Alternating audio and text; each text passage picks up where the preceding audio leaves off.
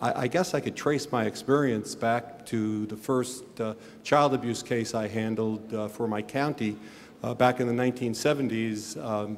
Found it so absolutely appalling and so beyond anything that I was aware of, and truly thought my first would be my last, and then found out otherwise.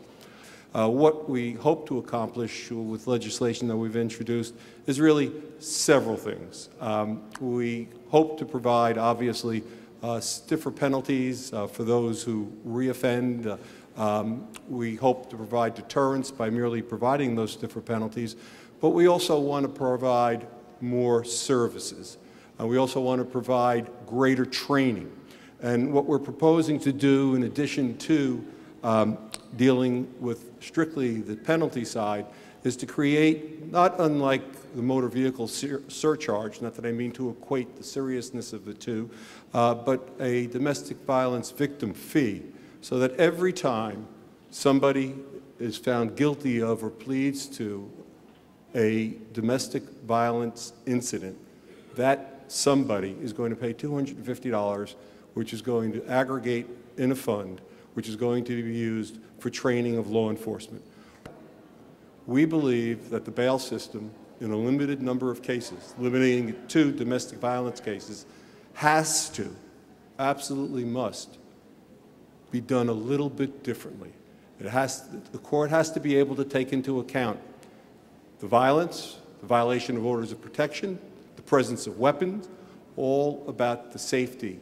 Unlike other cases where a perpetrator will go out of his or her way to stay away from a victim.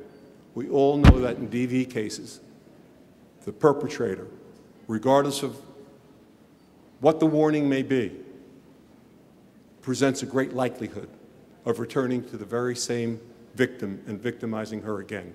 So we must also change the bail system.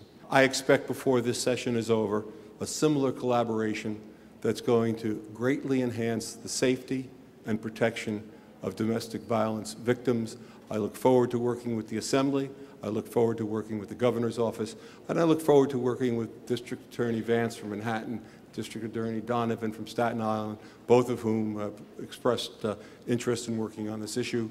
And I think when the sun sets on the closing of this session, I think it will be a far more rewarding session for domestic violence victims than anybody might have reasonably anticipated when the session began.